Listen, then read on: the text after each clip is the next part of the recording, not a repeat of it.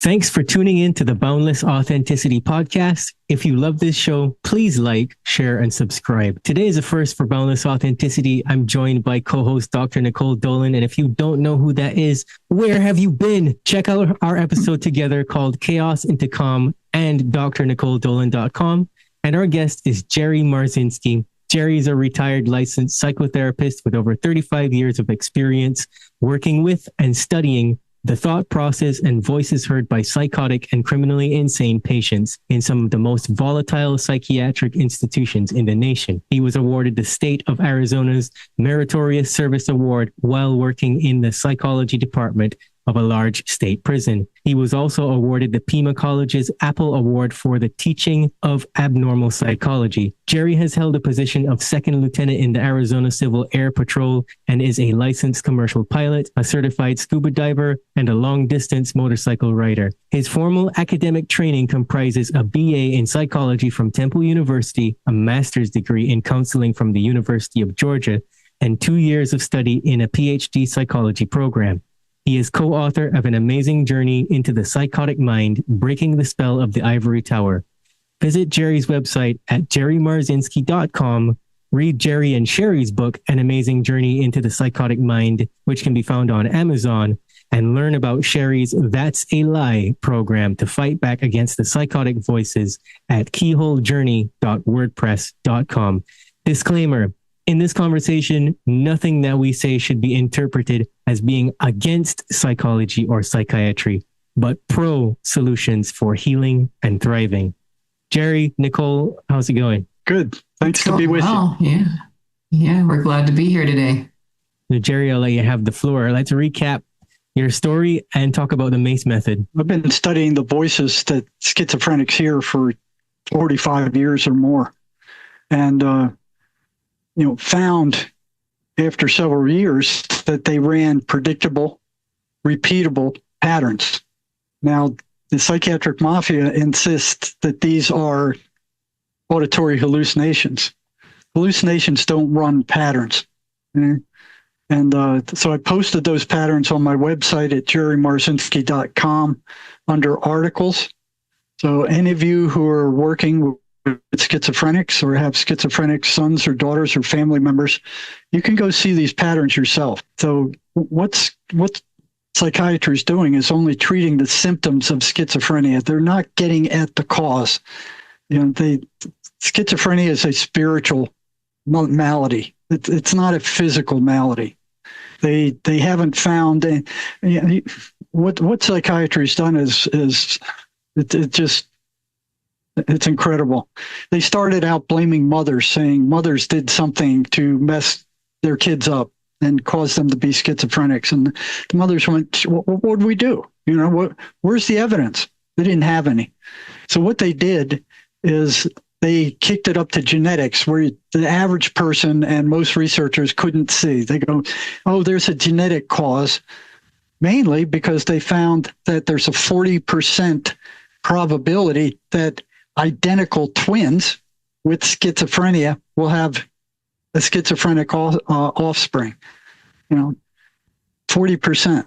And that's a correlation, okay? And correlation doesn't prove causation. It's a correlation. It could be caused by a million other things. You could say, hey, every schizophrenic has drank milk. You can make the point, hey, well, if they're all drinking milk and then they're schizophrenic, then milk causes schizophrenia. They're looking for a chemical cause, and there is no chemical cause. They back in the 70s, Eli Lilly made up this chemical imbalance thing. Got it here somewhere. So Eli Lilly, a chemical drug manufacturer, came out with this chemical imbalance theory. They came out with it to sell Prozac, their new antidepressant. They didn't have a cause for schizophrenia, so they made one up, and that was the chemical imbalance theory. They figured, okay, these antidepressant drugs block the reuptake of serotonin, and supposedly that would cure depression. but it didn't. It didn't really work that well. So they came up with this chemical imbalance theory, and started teaching it, in the universities. So they taught it in the university. There was no proof for it. Again, Ronald Pius, a professor of psychiatry, said, I don't believe I've ever heard a knowledgeable, well-trained psychiatrist make such a preposterous claim that patients have a chemical imbalance, except perhaps to mock it. In truth, the chemical imbalance notion was always a kind of urban legend, never a theory seriously propounded or by any well-informed psychiatrists. So this all really started back in 1910 when the Carnegie Foundation and the Rockefeller Group sponsored something called the Flexner Report, which shut down any medical school outside of mainstream pharmacology. So if they weren't teaching pharmacology, they weren't allowed to graduate students into doctors. So the edict was so powerful that only a few medical schools survived it, such as Johns Hopkins and McGill and a handful of others connected with that group. They were the only schools that could legally license doctors. Any doctor caught doing anything else was fined and then thrown out of the group. And so here's the thing on Prozac. It was not until the late 1980s, after the release of the landmark antidepressant Prozac, that the idea of a chemical imbalance hit the psychiatric mainstream. As psychiatrist Peter Brigham pointed it out in 1991 in his book Toxic Psychiatry, the drug company Eli Lilly advanced the chemical imbalance theory as a marketing scheme to sell their new drug Prozac. There was no demonstrable evidence showing that depression and depressed patients had any chemical imbalance of their brain, but Lilly ran with it. Before long, psychiatrists and psychiatric patients alike came to identify with the idea that mental disorders are caused by a chemical imbalance. So that's one of the first things I saw when I took a job at one of the biggest psychiatric hospitals on the planet, Central State Hospital, back in the 70s. They had brainwashed me into believing that schizophrenia and mental illness was a chemical imbalance also. So as I was bringing my patients into psychiatry's offices and kind of sitting with them through interviews at the state hospital, I noticed that these psychiatrists, not a single one of them, took any kind of baseline. They didn't do any kind of lab work. They didn't do any EEG, EKGs, any kind of objective test to determine what chemicals were out of balance or by how much, ever. What they did is they heard this patient's story and then they went, well, okay, you're bipolar, you're schizophrenic or whatever. And then they started them on some drug. And if that drug didn't work, they would either up it or lower it or add other drugs or do a combination of more drugs. They were always drugging the brain. And the patients I saw, after a while, they learned that if they told the psychiatrist anything, that I'm feeling, depressed or I'm hearing voices, that they were going to get drugged further. So they didn't tell them anything. They would tell me behind the scenes, oh yeah, I'm still hearing them, but they wouldn't tell psychiatry. Here they were operating under a false assumption. And their DSM, their Bible, their diagnostic Bible, there's not a single test for any one of the almost 300 psychiatric disorders in that DSM right now. Not one objective test for any of them. So it started out in 1952, they had 106 psychiatric disorders. 1980, they had 256. Now they have almost 300. So they're making up more every few years. They have a group of psychiatrists, 2/3 of which are aligned with the psychiatric, big pharma. And they just determine whether they think they could make a drug for these diagnoses that they're making up. And some of these things are fairly ridiculous. They got one in there now called mathematics disorder. If you don't like math, you make poor grades in math, you're disordered. So these people aren't being straight up with the world's population. I am curious to hear more about these patterns specifically and schizophrenia. And yeah, not to jump in, but I just wanted to clarify that because no problem. They appeared slowly over a period of years because it took a while for me to understand how to relate to schizophrenics without scaring them. Because our job as masters, psych associate kind of people, was to actually watch them and turn them into psychiatry if they were starting to get crazy. So they didn't trust us any more than they trusted the psychiatrist. So it took a while to kind of personally get to know them. And then I started, none of the staff at this giant hospital, there were over 200 buildings at that place. There were over 2,000 acres, and they had close to 10,000 patients when I got there. Every mental illness known to man was there. And, I was fascinated by neuropsychology, so I was like a kid in a candy store. So that everything was there. But the ones, I was working for the Department of Vocational Rehabilitation, and our job was to get the highest functioning patients in the hospital, train them up and get them out of there, give them a vocational skill.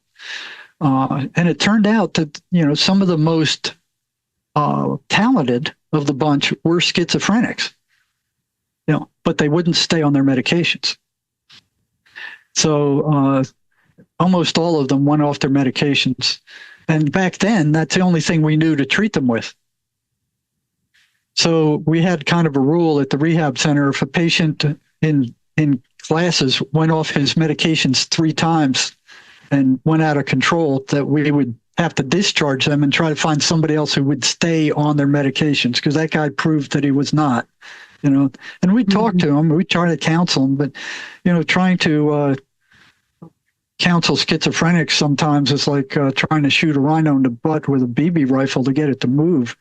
I mean, they just don't respond to just regular counseling. I mean, they don't, these voices just overcome them.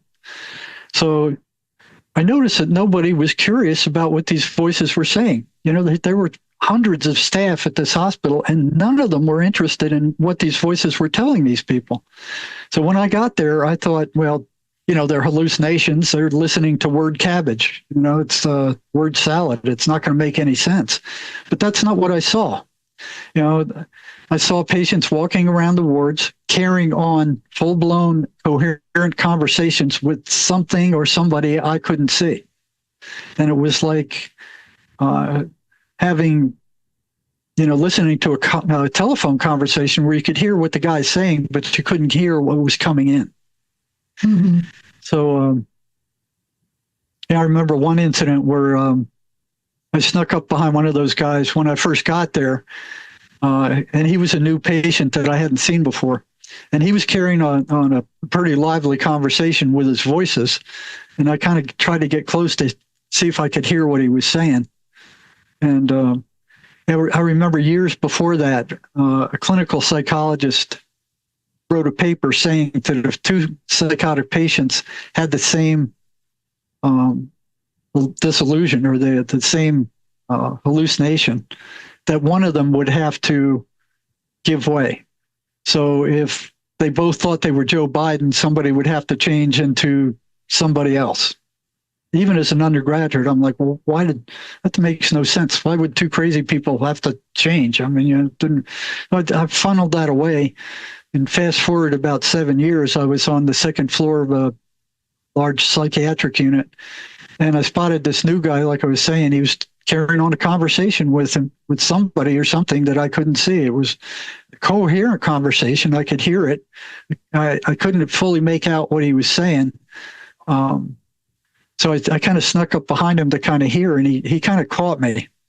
And I said, I haven't seen you before. Did you just arrive here? And he goes, yeah, I got here a few days ago. I said, what's your name? He said, I'm Jesus Christ. And I thought back to that paper that I had to read in Abnormal Psych. And I looked him in the eye and I said, no, I'm Jesus Christ. And I'm like, okay, what's he going to do? I'm standing there waiting for him. And he cocks up his eyes and he thinks about it for a few minutes. And he looks me back in the eye. He goes, okay, we can both be Jesus Christ. And he runs off happy. And I'm going, okay, what else did they lie to me about? So the second thing that came up when I saw that they weren't doing any baseline for a chemical imbalance They weren't taking any lab tests. They weren't doing any kind of tests. They were just subjectively diagnosing these people, and they were all doing that. There was no diagnostic test. It did not exist. It never had. They were just going with what this Eli Lilly company started, and then they started teaching it in the universities. And of course, it was pushed by the big pharma. It's a chemical imbalance, and our drugs fix it. So it was a lie, and it still is, and they're still pushing it. Only now they go, oh, it is believed. So I started asking these guys, what are these voices telling you? And some interesting stuff started coming out. Patterns started emerging. The first one was these voices were consistently and repeatedly derogatory, insulting, abusive, and destructive. They never said anything good. It was always something bad. They were told the victims terrible stuff. You're ugly. You're stupid. You're crazy. Nobody likes you. Your parents have abandoned you. You're going to die.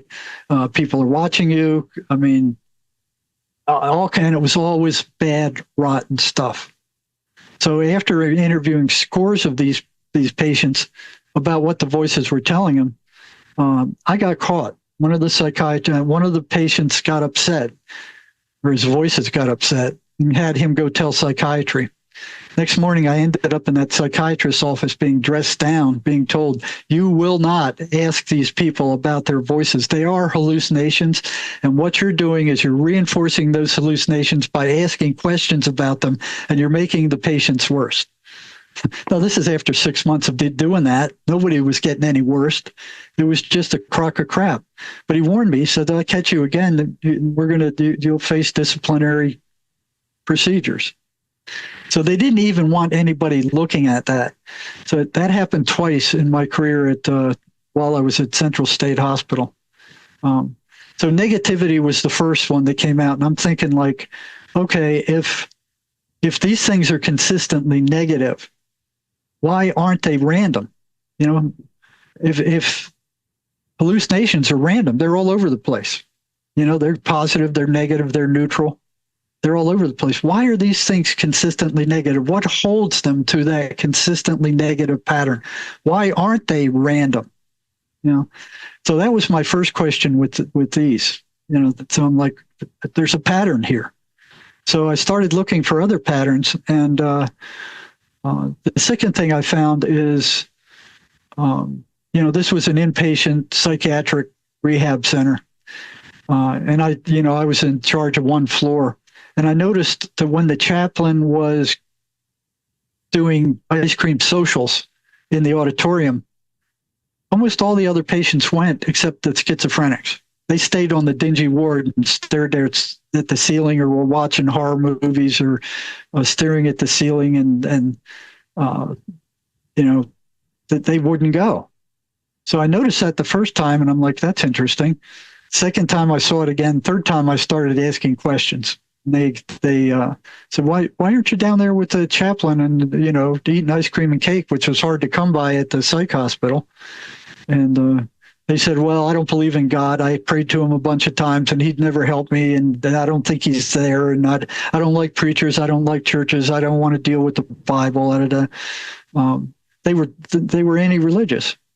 So one patient came in one day and he said, the voices attacked me last night, and I started reading the 23rd Psalm, and he said they reacted like worms thrown onto a hot frying pan. And I went, well, that's interesting. Let me see what happens with this. So I started asking my other patients what happened when they went to church, if they went to church, checking that out. And I started handing out the 23rd Psalm to them and saying, every time the voices come, repeat this and come back and tell me what happens in a week. Consistently, the voices hated it. They didn't want them saying it. They rebelled against it. They gave them headaches. They got louder. They started screaming. They did not like it. So that was interesting. Why would a hallucination be anti-religious? It didn't make any sense. So here was a second pattern, and it was true with scores of patients. So I started asking them, what happened when you went to church? And I found it broke up into 3 categories. If the voices were weak, they would shut up when the patient went into the church. If they were moderate in strength, they would gear up and they'd start screaming louder to block out whatever the preacher was saying. If the voices were very strong, they would actually drive them out of the church. The patient would get up and run out of the church. So that was the second pattern I saw, and it was a fixed pattern. You can ask schizophrenics about that. What do you feel about God? What do you feel about the Bible? Can you repeat the 23rd Psalm? The voices don't like it. It was consistent. The third pattern I saw was that a lot of these guys would report. Now, this I noticed at the state hospital. They report that after the voices attacked them, they didn't have any energy left whatsoever. And one of them said that he felt after being attacked by the voices at night, tossing and turning in bed, he said he felt like he was digging trenches in the hot sun all day. So that was consistent. After the voices attacked, virtually all of these people reported their energy level went down to almost nothing. There's a one-to-one correlation between the voices attacking and their energy leaving. But they didn't notice it because they were feeling so bad all around anyway. They weren't sleeping. The voices were screaming at them. But when you mentioned it to them, they would think back to it and they go, yeah, come to think of it. And you'd ask them, well, where do you think your energy went? And they went, well, I don't know. I said, well, it happened every time the voices come, right? You go, yeah. And okay. Well, you've heard these voices thousands of times, and every time they came, you pretty much felt drained, right? You go, yeah. Well, what do you think's draining you? I don't know. The vast majority, I'd say 80% of them would say, I don't know. And I'd say, okay, if you were sitting around a fire and you stuck your fist in that fire 100 times, and every time you got burned, what was burning you? They had no trouble with the fire. But if you say, okay, these voices have come thousands of times in your lifetime, and every time that they've come, you were drained, what was draining you? I don't know. They couldn't get it. They were being blocked from getting it. And when it was explained to them, their voices would get very upset. Later on, when I was last 10 years of my when I was working in hospital emergency rooms throughout Tucson doing psych crisis. And they didn't want you working with patients in there. They wanted you to do the psych eval, a diagnosis, and figure out what to do with that person to get them out of the emergency room. The doctors didn't like dealing with psych patients because they didn't know what to do with them. They just wanted them out. Get them out of my emergency room so I can work with real medical patients. So what I did back then, I was like, what can I tell these people that would help them the most without getting caught by psychiatry? And, because I knew if psychiatry knew what I knew, or they'd already warned me not to be talking to these guys about their hallucinations.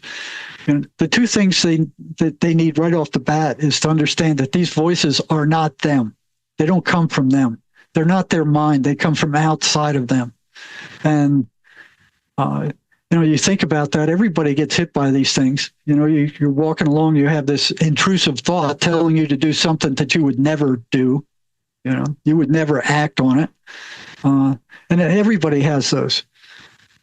These things are hitting everybody, not just schizophrenics, but they hit schizophrenics constantly.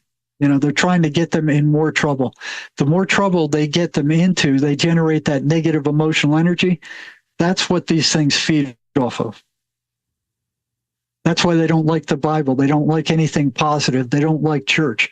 That's moving in the wrong direction. So these things feed off of negative emotion. They're what they call the archons. And they put negative thoughts into the schizophrenic's thought stream. They put thoughts in all our thought streams, but schizophrenics is constant. This guy's looking at you, they're following you, they're laughing at you. They call it ideas of reference. But where do those thoughts come from? They don't nobody's ever found a thought in anybody's brain. And here's psychiatry going, oh yeah, those are just ideas of reference, which is what they are, but they don't ever talk about where thoughts come from, how they originate. They just assume that, people assume every thought that you have that runs through your mind belongs to you. That's not true. That's not anywhere near true. A lot of those thoughts come from other places. Manuel Swedenborg, who lived some 300 years ago, he said, none of your thoughts are yours. They either come in from heaven or hell. Any questions so far? We got like 23 other patterns.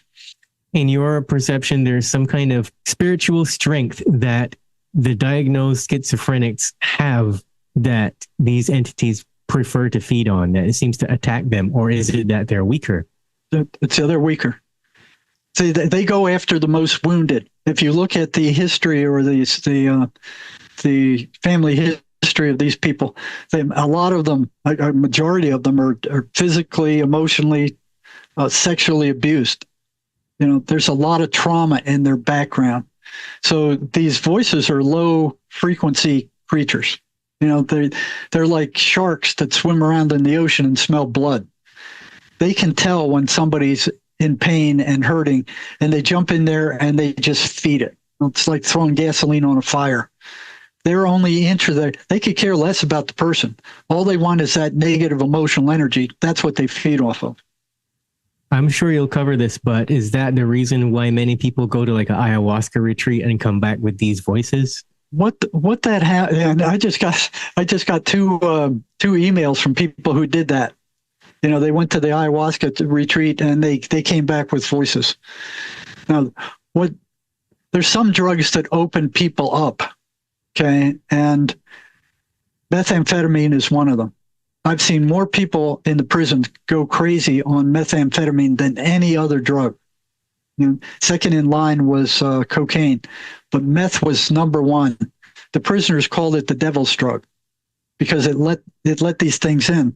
So the way it would progress was they'd be taking their meth, and some of them started off on Ritalin and Adderall prescribed by psychiatrists. Oh yeah, you're ADHD, take this stuff, and they liked it, and they just kept going up and up and up. And I'd ask them, you were feeling good on the Ritalin, why did you keep going up to meth? And well, I thought taking more meth I'd feel even better. And they ended up committing some crime and ending up in prison. And what was interesting is the voices would tell meth addicts where to go and when to be there to find more meth when they ran out. And they would go there and some stranger would show up with the meth. I've heard story after story after story of that, where they tell them where to go to get more. These are non-physical beings, telling them that. So the way it would start out, they'd start using the meth, and then after a while, they'd start hearing voices while they were high. And they go, oh, that's just a hallucination. And then they'd come down and the voices would go away. And that might happen, 5, 10, 15, 20, 50 times. And then one day, they don't go away. They're there for life, and they can't get rid of them. They're just as psychotic as anybody in the state hospital. Yeah, It opens the person up. It spiritually opens them up to these things, and it's like you give them the opportunity to get in there, and they're there. Yeah, I've certainly heard that before, right? As far as like some people might use the language attachments, right? That will have certain entities or energy that will attach. Yes. So I want to jump in and kind of ground just from what I'm holding over here, which is, so I'm a clinical director. So I actually teach therapists on their way to become licensed. So really familiar with like DSM and that world. I'm also a mother of an autistic child, which took me on a very lengthy journey from being a deeply holistic spiritual practitioner, which I still am, but being somebody who at one point needed to use medication as a resource to help with some things. So I just want to kind of ground and just say, like, I might be holding, I don't know if I'd say like opposing views by any means, but like I might be holding something over here that I think it's worth just kind of like sharing as part of the conversation. Yeah, well, and then don't get me wrong. I'm not saying, I've worked in psychiatric hospitals long enough to know that there's some patients that the only way you can control those suckers is with these meds. Same way in the prison. And even with therapy, with schizophrenics, even though we're using MACE, which is an energetic psychotherapy, some of them have to be calmed down to the point where they can concentrate well enough where you can get to them. Totally. The voices are screaming in their head. They can't hear anything you're saying. I'm not saying it's useless, but what these guys are saying, you got to take this for the rest of your life. This is a life sentence. That's bullcrap. Yeah. And I'm not jumping in to contradict anything you're saying. I'm just kind of grounding because we're new to each other. So I just kind of want to ground and say, like, this is where I am, just so you know. And then something that is of curiosity to me, though, as somebody who has trained many therapists on their way to licensure and from a very holistic and spiritual perspective,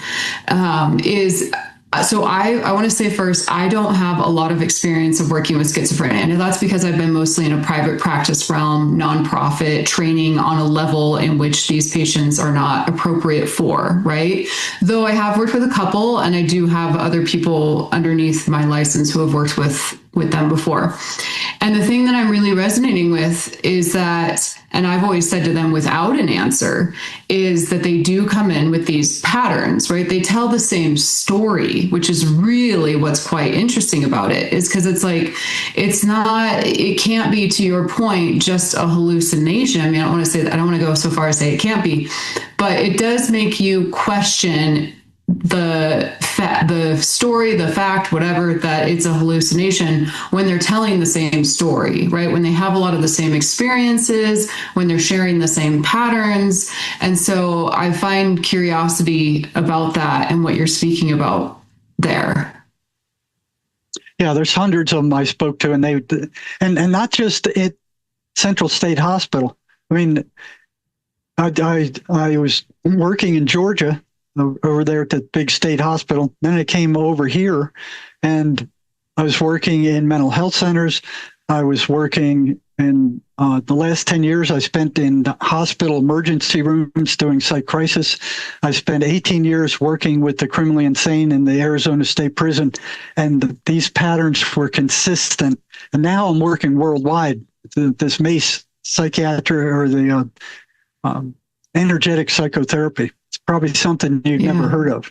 Yeah. So well, I am very familiar with energetic psychotherapy, but I have not heard of MACE, and I'm very excited to hear. But I want to ask you another question first, or bring something else in too, is what's been really interesting is, I would say, over the last few years, and this could certainly follow what you're sharing before as far as like attachment, energy, etc., is I think we're seeing this, to your point, in people that are not necessarily diagnosed schizophrenia. And specifically, I feel like we're seeing this in people who are on the spectrum more, which kind of in my realm means, well, they're very highly sensitive. Like, I think those of us that are on the spectrum are very highly sensitive beings, but those are not your beings who are maybe being chosen, attached to, or struggling in these ways that you're saying due to trauma and due to low frequency, which I think is actually kind of interesting, because there was a point for sure. I never had the answers for schizophrenia. I'm always somebody, I will say first and foremost, that just stood back and said,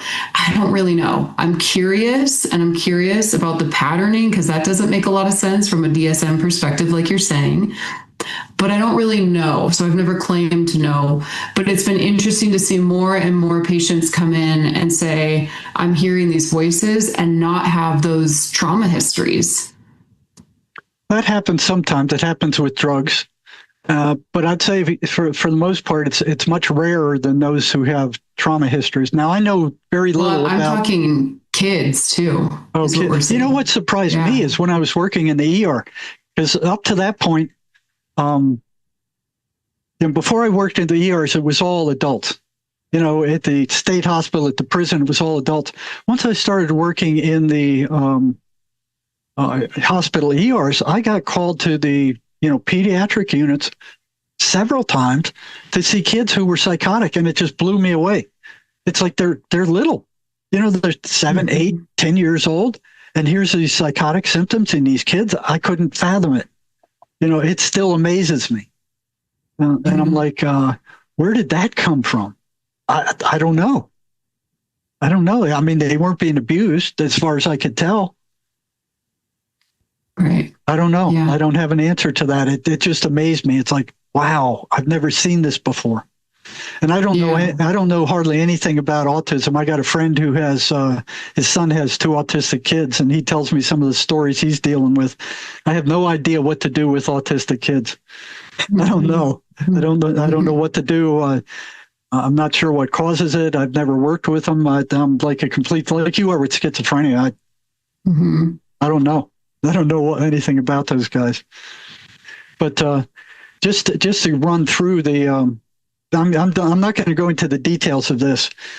I'm just going to run through some of the rest of these patterns. So these things energetically drain their victims. They get louder after sunset. Once the sun goes down, they get louder and more vociferous. It's like, and it's consistent.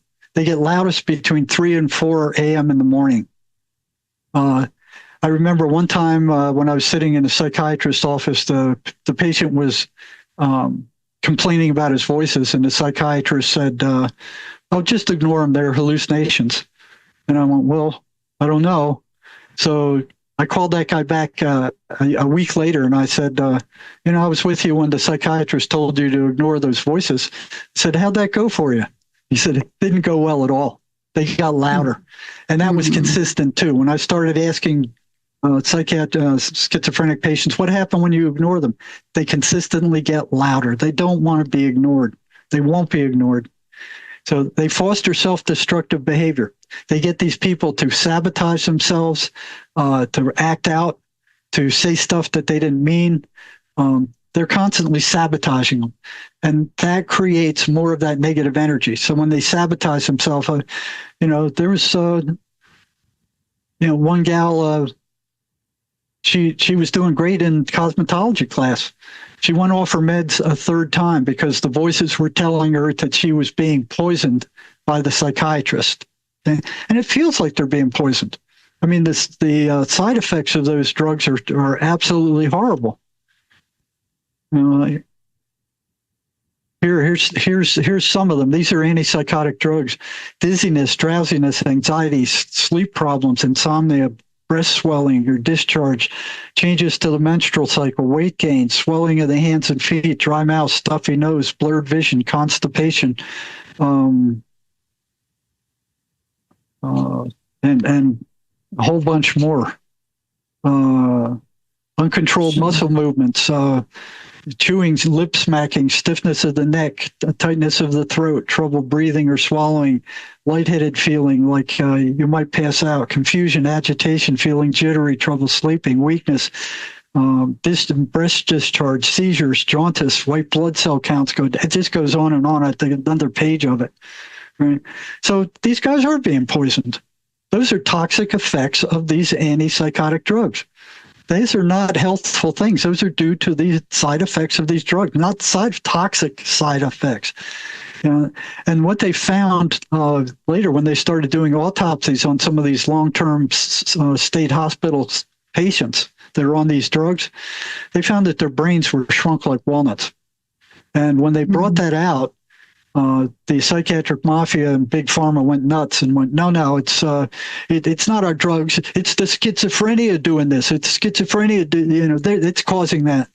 So the researchers didn't buy that. They started feeding it to rats and monkeys and mice, and they found that their brains were shrunk also.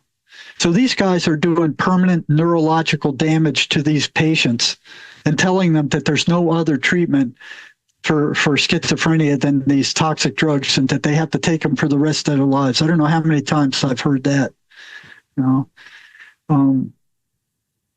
So the voices get louder when ignored. They foster self-destructive behavior. They foster isolation.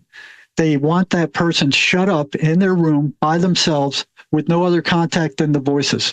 Anybody who tries to help them is an enemy. So the voices will tell the patient, oh, they're plotting against you. They really don't like you. They're just, do everything. And they get the patient to act out. So these poor parents go, yeah, go to your room and get away from me. Just close the door, get in there.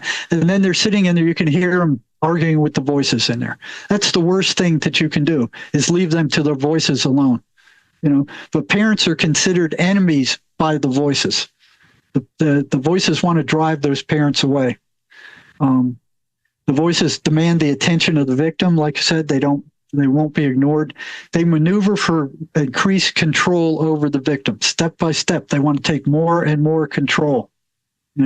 They gaslight the patients. There was one psychiatric patient I knew. He was hearing voices, and the voices had convinced him that he murdered somebody. Now, he didn't know whether he did or not because he was very confused.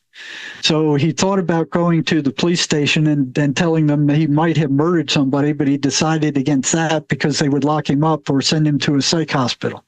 Right. Now, the other problem he had is every time he heard a police siren or an ambulance siren, the voices would start screaming, they're coming for you, they're coming for you. So they had him in a catch-22. They were gaslighting. They do that with patients constantly. They manipulate their perception, always negative. So the guy might be walking down the street and some guys across the street crack a joke and they start laughing. They'll tell them they're laughing at you. Okay. They have complete access to the schizophrenic's memory. They can go in there because these are energetic entities. Your thoughts are energy, your feelings are energy, your spirit is energy, you're an energetic being. Okay. So these things move right in. They can get into that energy field, and they know all the rotten stuff that you've ever done. So they can bring that up and start rubbing it in your face. So they can access those memories. They don't want the victim to tell anybody else about the voices. They don't want anybody else to know. And the voices are technically not allowed to speak to them. And I've been told that if they do speak to somebody outside the schizophrenic, that they're punished by these entities who are above them. They're consummate liars. You can't believe anything they say. There's one case where I remember the voices told this one psychotic patient, if you gouge out your eye, we will disappear and we'll never come back. The guy gouged out his eye, and they came right back and started laughing at him and mocking him and telling him now he's a monster. Nobody going to stand being able to look at him, that he's an outcast. And they just, this is the kind of things they are. They are very negative, nasty things. They don't like the patient feeling joy or pleasure. They don't let them watch comedy. They don't want them watching anything that feels good. They want them watching war movies and murder mysteries and that kind of stuff. That feeds them. Okay? They can manipulate feeling without speaking. I mean, there's been times where I'm feeling okay, and then all of a sudden I get this pall, and I'm like, well, where did that come from? And I found the patients feel the same things. It comes out of nowhere. There's no cause for it. They short circuit reason. You can't really reason with these people. Boredom is bad because if you let the patient get bored, these things move in. They try to pass themselves as thoughts belonging to the victim. Right? So I've had a number of prisoners ask them, like, who are you? What are you? And they would say, we are you. So they want them to think that those thoughts that these things are putting in their head are coming from them. And that's basically what psychiatry is telling them. They're your uncontrolled thoughts. They're hallucinations, and you're stuck with these things, and the only thing you can do is take these toxic drugs. So they will try to pass them off as yourself. They want you to believe that those voices you hear are you. And everybody knows, you can be just minding your own business, and all of a sudden this intrusive thought just blows up in your head to do something you would never do. You wouldn't even think about it. You go, where did that come from? That comes from them.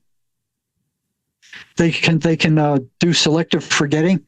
So, when I gave these guys the 23rd Psalm, or I gave them the That's Alive program, or stuff that would help them out, they would forget to use it or they would lose it. And that was pretty consistent. They fill the victim's mind with negative thoughts about themselves and everybody else. They will destroy any remnants of positive self-concept they have. They'll attempt to pull the patient away from consensual reality, which is the reality we all operate on. They feel like they're living in another world almost. They use confusion as a means of instilling negative suggestions. So they'll do something to confuse the patient, and then they'll give some kind of bad suggestion because people don't like that confusion, and they latch on to whatever that suggestion was. It's the same thing hypnotists do. They're averse to anything positive or beautiful. They don't like the victim. They don't like the victim being told that they are energetic parasitic entities. They get very nasty and animated when you tell them that. So, if you're talking to a schizophrenic, you go to tell him that, you expect some kickback from the voices. So those are basically the patterns. And these have been substantiated over and over and over again. Now I'm working with people all over the world via Zoom. Same patterns. It's consistent. They're there. So, hallucinations don't run patterns. And these are things you can see for yourself. Go to my website at jerrymarzinsky.com, copy the patterns, ask your schizophrenic patient or your husband or wife or whoever's schizophrenic, do they run these patterns? Do the voices run and you'll see they do. Mm-hmm, mm-hmm. Okay, the weirdest thing to me is that between our first chat in 2023 and now in 2025, Jerry, I've seen a lot of those patterns emerge in undiagnosed schizophrenics. And so to Nicole's point, people who didn't have any trauma, you go through the gamut, you can't find anything there particularly traumatizing, but it has been in their influences, what they're consuming, a lot of negativity via the news, constant, just addiction to watching fear porn, basically, or constant 24 hours. Yeah, or dark romantic movies where there's no resolution to their relationships, really just drama, things like that. Horror movies, The Walking Dead, things like that.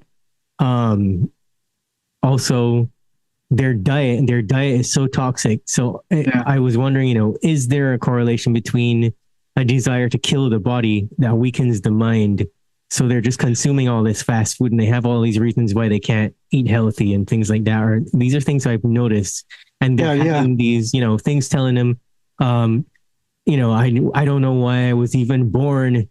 I should just kill myself. And, sometimes getting into the specifics, slit my wrist, walk into oncoming traffic. 50,000 people in the United States kill themselves every year. Where do those thoughts come from? And a good many of those people are on antidepressant and antipsychotic drugs. So, where do thoughts come from for those people to kill themselves? That's a lot of people. I think certainly, I think definitely for me, I have to ground in intrusive thoughts as part of post-traumatic stress. I certainly see that. I find myself genuinely curious about people who kind of what you're saying, Jehan, as far as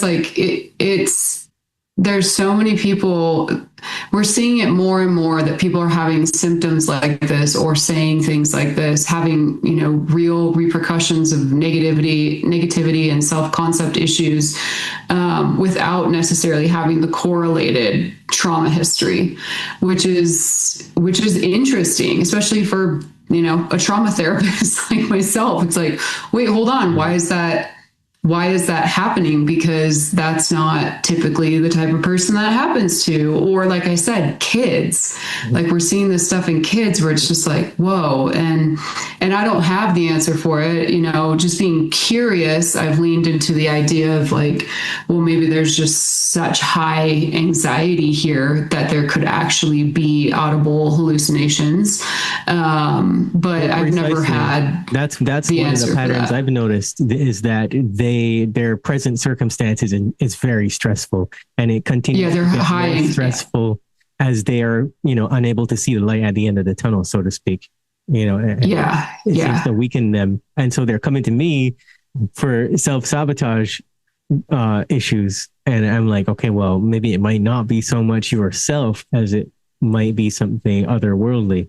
Yeah, that's interesting too, like the energy of chaos, really, because we are, as a culture and as a world, in a state of chaos, and that too is an energy. And so if you kind of think of it as like a vortex almost, and we're experiencing that on, micro levels, how, of course we're impacted by the world, but we're also experiencing chaos in our own lives, just in different ways. Like that's what we are in. And then of course, collectively. So that to me is interesting too, to kind of lean into and be curious about, energetically what's happening to us as we live in such great chaos. Well, let me tell you about MACE. Again, it's an energetic psychotherapy. Okay? Sure. I dropped my license on purpose years ago because I knew they would go after me. I mean, for saying what I'm saying, I knew it. So, I got a good, clean record now. Somebody did a grok check on me, and my record's still clean. So they didn't dirty it up because I was out of their control before they could. But I've been looking for a therapy that would work my entire life. I mean, I've been deluged with hundreds of hours of in-service training. Undergraduate, master's degree counseling, 2 years in a PhD program. Nothing worked well. I mean, it didn't work well. It didn't work quick, and finally, I stumbled on MACE. Somebody wrote me one day and said, "Hey, I got somebody you need to meet." And at worst, she'd be just like a jolly old grandma. And that's not the kind of email I usually get. So I'm like, I was curious about that. I'm like, oh, okay, I got to meet a jolly old grandma. I wonder what that's about. It wasn't anything negative. I'm usually getting, hey, help me. The voices are killing me. And everything. So I checked it out. It turned out that she was the chief MACE instructor for MACE psychotherapy in Australia. And we had several, long talks, and I went and I got the books. John Mace wrote 2 books. Now, John Mace was the guy who came up with this. He was a ship captain. He wasn't anything to do with psychology or social work or counseling or anything. I think he got his master's in counseling later but he already had this theory going before then. So he drove these big ships back and forth across the ocean, and he had to be, he had to facilitate the use of all kinds of different energy, navigational energy, star energy, gravity, tides, the ship engines, the currents, all these different electrical energy. I mean, he had all this energies that he had to keep dealing with. So he found that energy flows from negative to positive. And he always wanted to know what made the mind work. What made the human mind work? And he read all kinds of philosophies, and he had nothing to do but read on a lot of these voyages across the ocean. So he read hundreds of books, and he was putting together this theory, and then he would test it out with once he got his counseling degree. And the bottom line was the flow of energy. Okay? So, like I was saying earlier, your thoughts are energy, your feelings are energy, your spirit is energy, you're an energetic being. Everything about you is energy, and all psychiatry is doing is dumping drugs on your brain and treating the symptoms of whatever and gorking you out, turning you into a zombie in the meantime. It's not curing anything. They're not curing nothing. So what Mace found was that a great deal of psychological problems, matter of fact, most of them come from some kind of trauma. And what happens in a trauma is you get this horrible feeling that just stays there forever. and it just torments you. And you're like, something happened, and you're thinking about it over and over and over again. It goes on for days, may go on for weeks. And there's a decision that you make at the time of that trauma as to what part you played in that trauma, or who are you as a result of that trauma. The two things happen simultaneously. So after a while, the ego shows up and goes, hey, this isn't working out. You can't concentrate. You're feeling bad all the time. This isn't going away. Let me handle it. And it takes it and it throws it into your subconscious and it locks it down. So after that, it's no longer available to you. And that's where that's saying, oh, time cures all woes. No, the ego throws it up into your subconscious, locks it down. It wants to get out. It's a body of negative energy with a decision attached to it. And it wants to break out. What it works, once it's locked down like that, it works like a landmine. Okay. So when anybody shows up in your psychological sphere that is similar to that person who traumatized you and caused that trauma, this thing goes off like a landmine. It just boom, it goes. And it tells you either attack that person or run away from them or avoid them. So this is like the person you hate that keeps showing up over and over in your life. No matter where you go, you can go from here to China and that person will show up. It'll be a Chinese person like that. Right? So it's sitting there, and every time it fires off, it gets stronger. And every time it fires off, you believe more and more that that's who you are, that trait, that characteristic is just who you are, and you just accept it. Okay, but it's not. It's in the subconscious. It's there. It's causing you to misjudge the world around you. It affects what you think. It affects what you do. It affects what you don't do. It affects what you say. It affects what you don't say. It affects your attitude. It affects your emotions. It's dark energy that's stuck there, and it takes energy to keep it there. Okay? So out of your limited amount of energy, it requires energy to keep it there. So what Mace did was create a structure using the attention, okay? Where now he doesn't come out and say this, but what they said in training behind it's not obvious, is that your spirit will absorb negative energy if it is connected to it. So what Mace has done is he has figured out a way to use the attention to connect that negative emotional energy to the spirit via an image, okay, that represents it. And the spirit will slowly dissolve it until it's gone. So what's happening is it's kind of the same thing when you get a car battery and you charge it up full. And then if you bring it down to no charge, you take all the electricity out of it, that battery is dead. You can't charge it up again. It's a boat anchor. Well, it's the same thing with this negative identity. Once it is drained down to nothing, okay, it ceases to exist except you remember that it happened, but there is no emotional charge to it. So it's no longer a factor. It's gone. Now, when you run into somebody who is like this person who abused you, the response is much more rational and not emotional. And that can happen within an hour. It's gone. These guys are feeling lighter, stronger, more grounded. And you go, okay, now go back to this trauma where you were sexually abused or whatever. How do you feel about it now? Nothing. It's like, okay, I remember it, but there's no emotional charge to it. It's gone. Yeah, sure. So you're speaking about this specifically there's a lot of different ways that we can work with trauma, and you're speaking about it from an energetic perspective, yes. Specifically Mace. Curious, couple questions. One is, what does that look like? And two, tell us some of your success stories, because I imagine you have been the person to apply this with schizophrenia. Yeah, there's a small group of us who are doing that.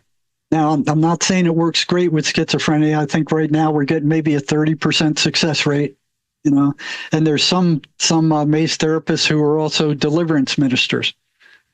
So there's a gray zone between what's a negative identity. So what I was talking to you about, which is stuck in your subconscious, Mace calls that a negative identity. Right? It's an identity you gained via the trauma, and the biggest, most common one is I'm worthless. This thing happened to me and I'm worthless. It's number one. I'm worthless, or I'm stupid. But there was one last week. This lady was in Serbia. She just got out of a psychiatric hospital after 3 months. They had drugged her up pretty well. She was on like 10 milligrams of risperidone and olanzapam and something else. There were like three drugs, and you could tell she was drugged up, but she was still coherent. I mean, she wasn't slurring her words. She could listen to instructions. And when we were done, that voice was gone. And she said, the silence is deafening. She hadn't heard silence in decades. And it was gone. Now that's rare. So what's confusing some of us now is the difference between a negative entity and a negative identity. So what she had was a negative entity. And she just got out of the hospital. She was hearing those voices when we started. When we finished, they were completely gone. I mean, that doesn't always happen. A lot of times what happens is the voice will kick up and give them headaches and say, don't listen to that jerk. He's crazy. He's stupid. They would stop them. The person has to be able to form an image that represents that the traits of that negative identity. And then the image is dissolved. Okay? So would you say you work with it symbolically in a way? It's making me think of, so I'm a depth psychologist, so I'm Carl Jung background trained. I'm not sure if you're familiar with Jung's work. Yeah, I liked Jung. Yeah. So even when I was very first learning how to do therapy, it was the only thing I was taught. So I didn't know that I wasn't learning like CBT and all the things that other people that were, 90% of America, 99% of America were learning. But my school was actually teaching me how to work with symbols, imagery, the unconscious, dreams. And so that's what I'm thinking about when you share that. I'm like, oh, okay, it sounds very, not to say it's Jungian, but Jung would agree that you can certainly work with imagery. Yeah, imagery is a big part of it. Matter of fact, if they cannot form an image, Mace doesn't work at all. They have to be able to form an image of the traits of that negative identity. They can't do that; it doesn't work. Okay, so they created an image, and then do you guys work with? How do you work to take the? Do you work to take the charge out of that image? Yeah, we work to take the charge out of that image and get rid of that image. Now, I can't give you a whole lot of information because they made me sign all these 5-10 pages of stuff that I wouldn't reveal. That I've probably gone too far now. But Mace wrote 2 books. One called Causism, because it gets to the cause of the mental illness, and Energy Over Mind. Okay? There's enough information in those 2 books with your training to be able to begin to put it to use in a rudimentary way. This is really fascinating and validating for me as well, because a lot of the stuff that I do is around imagery as well. And I found that in a lot of cases, that's the only thing that helps people move past certain hurdles. And I just try to get people to a point where they're in charge of their own healing, and I don't have to babysit them so much, like they don't have to rely on me every time there's a challenge, and they can learn to do it on their own, just learning how to control their visual faculties, essentially. Sure. And I would add their nervous system, right? Creating capacity to be able to be with really difficult emotions and feelings of aloneness. And certainly if they have voices coming in on top of that, then that's even more challenging. Yeah. And emotions are energy also. Yeah. And that is true. And a lot of people actually see these different colors and like webs of energy and things like that they describe around them when we're doing the internal work. But I also know that, you know, the limbic system plays such a big role in it. So for a lot of these people, they can't access any of their higher energetic capacity unless we do some real brainstorming around what are the things that they're putting in that cause them to stay in an agitated state.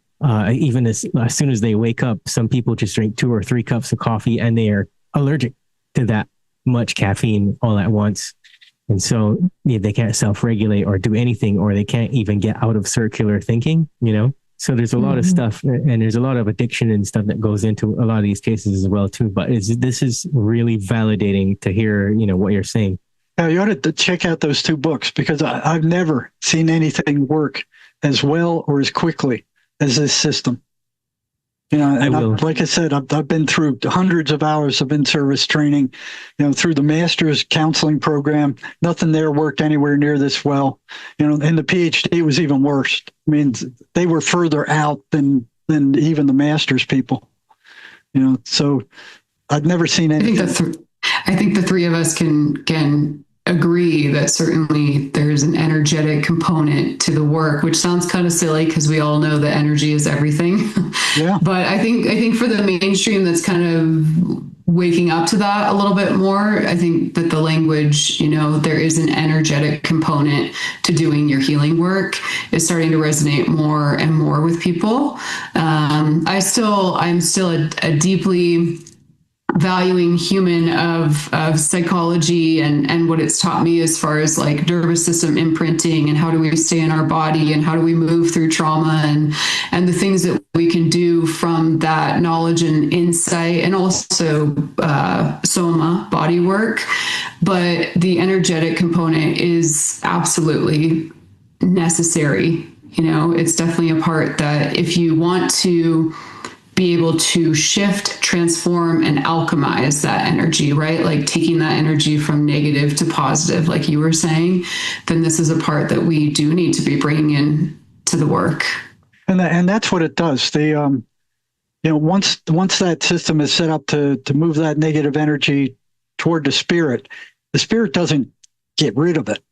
It changes it into positive potential. So the patient feels more energy when they're done for 2 reasons. One is they have that negative energy has been transposed into positive, and how that's done, I have no idea. But it happens. You know, like magic, it happens. I don't think anyone can really pinpoint how the transmutation of energy works. But I liked when Nicole mentioned the somatic element too, because in several instances, as I'm thinking about it, persons who were suffering from these alleged auditory hallucinations were also able to point to specific parts of their body where they were hanging on to things. So that's interesting too. Yeah. We do a run at the finish, starting at the top of the head, going down and looking for whatever anxiety is in the body. And it's amazing how much garbage is trapped, especially at the solar plexus level. You know, you turn that into an image and then run it. And once it's gone, they feel it's gone. They feel it's gone. Yeah. Well, and I think that there's so many ways that we can do this work, deeply honoring your system too. I'm just thinking about, I was talking to a friend the other day and I'm going to try and remember the exact language, but just basically we're all talking about the same thing. Like we're all kind of holding a piece of the pie and we're trying to come together with each other so that we can put all these things together. And I even think that, you know, when it comes to even the psych world, even psychiatrists, it's like the psychiatrist is not necessarily the enemy. It might be the people who's passing down the rules and like teaching them, right? But there's a lot of really good people out there that are trying to do their best and are coming from like heart and service. But we're all just trying to like gather the pieces and put them together. And so something I'm really, really grateful for is I think that this is really rising in the collective.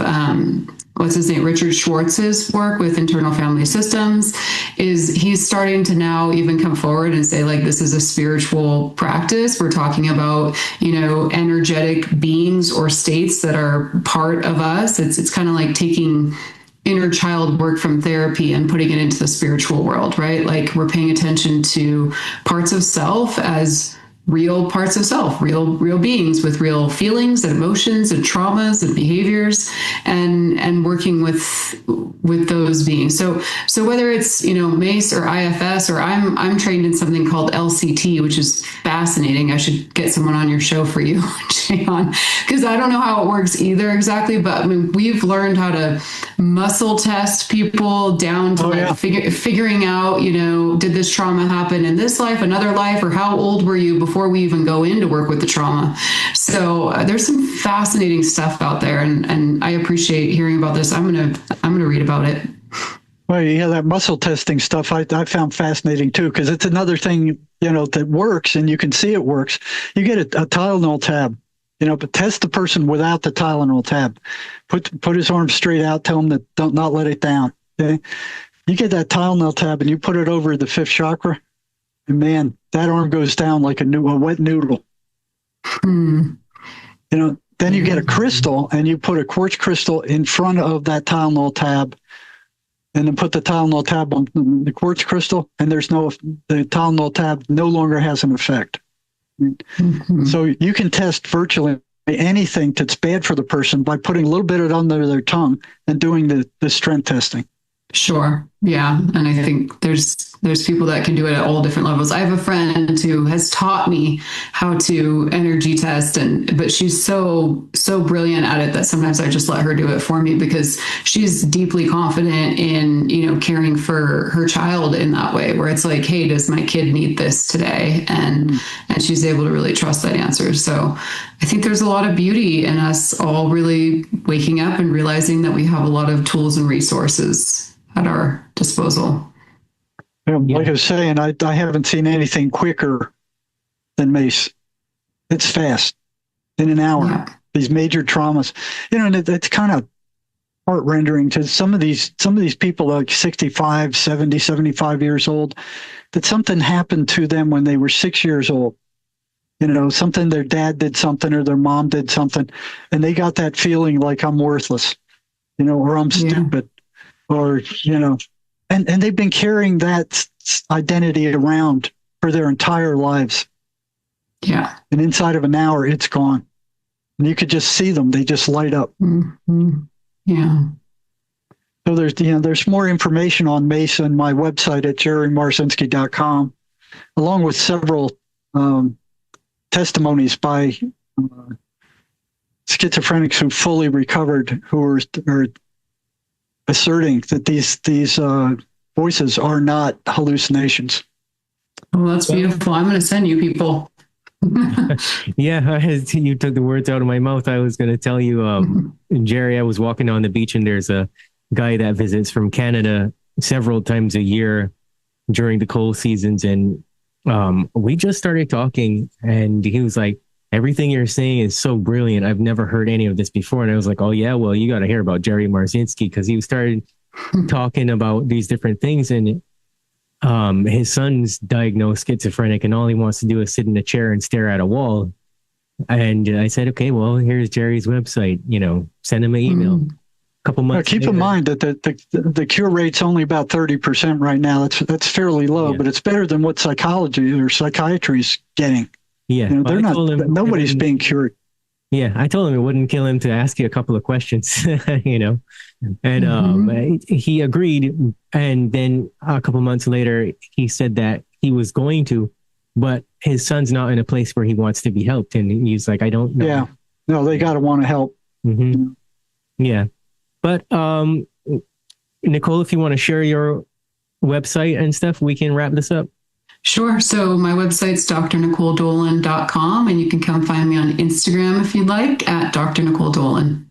Awesome. This has been a fantastic conversation for anyone listening, because we just want to help. And sometimes letting people know that there are solutions outside the mainstream narrative that can help, can give them that additional layer of hope and, make them ask better questions.